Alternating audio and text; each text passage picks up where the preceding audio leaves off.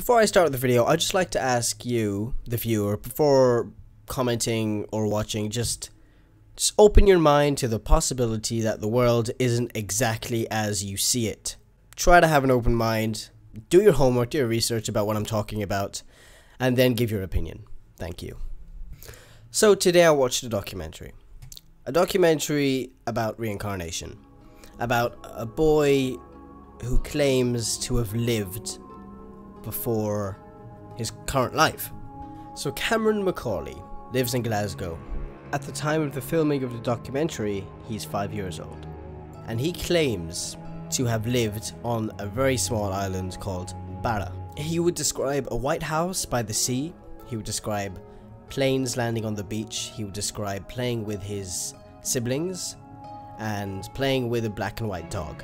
He describes all these things, but he also describes his father who was killed. His name was Shane Robertson, so he claims to be from a family who lived on Barra called the Robertsons. Now, these stories started as soon as he could talk. His mum initially dismissed it as the imagination of a child, but throughout the years, the story never changed, and it just became more detailed. The story never wavered, it was always the same thing, it wasn't, you know, and Cameron would keep on repeating his story over and over again. He was obsessed with it because he wanted to, you know, he wanted to make sure that nobody thought he was lying. He would also get homesick. He would actually cry because he missed his mum from Barra, as he would say, or his father from Barra, or his siblings, his past life, basically. He would actually suffer from genuine distress. And his mother, very open-minded, got in contact with multiple psychiatrists and ended up actually going to Barra, where her son was claiming to have a past life there. They traveled to Barra, and the expression on this kid's face is amazing. When they land, he's telling his brother, "I told you it was real, I told you, it's not made up." And, you know, he said, "I remember every bit of it, Mum." He was saying, "I remember every single bit of it." He even said, "Oh, I used to know the person who lived in that house, but I just don't remember them." You know, he would say all these things, and you know, the expression on his face, and he was absolutely just so excited to be on the island again. And through genealogists and research, they found the house where the Robertsons used to live, and they went there, and Cameron was just very emotional, very quiet, scared. When he got there, they didn't tell him where they were going. When they got there, he was crying, he was very upset, and then he went in, and it was very emotional. And it's a really good documentary. It's really interesting. There's also a boy who claims to be his own grandfather. His name was Gus Taylor. He claims to be his own grandfather, and he told his parents that he had a sister, and they said, "Well, that's not true because your grandfather never had any siblings." But he said, "Yeah, I had a sister, and she died." And it was actually a close kept secret in the family that he did actually have a sister, and she was murdered in San Francisco Bay. And, you know, how could he know that? You know, you can say that they have a vivid imagination, or they lied, or they made it up, or they saw it on TV, but these facts, there's no possibility of them knowing, you know. And when Cameron went back to Barra, everything matched. It matched his story. You know, the house, the white house by the shore. He would talk about a secret passageway that led to the beach. That was there.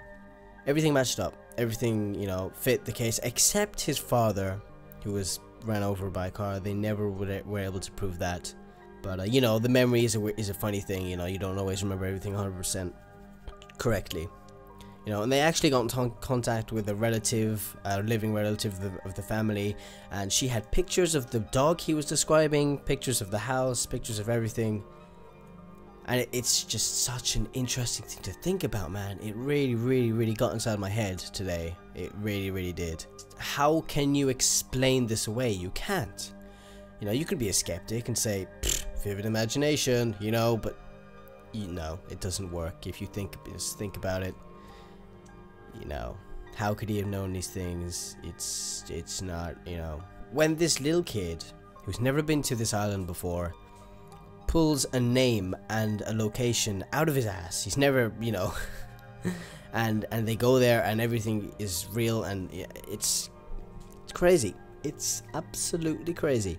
I almost want to flat out say I believe in reincarnation, but I don't know.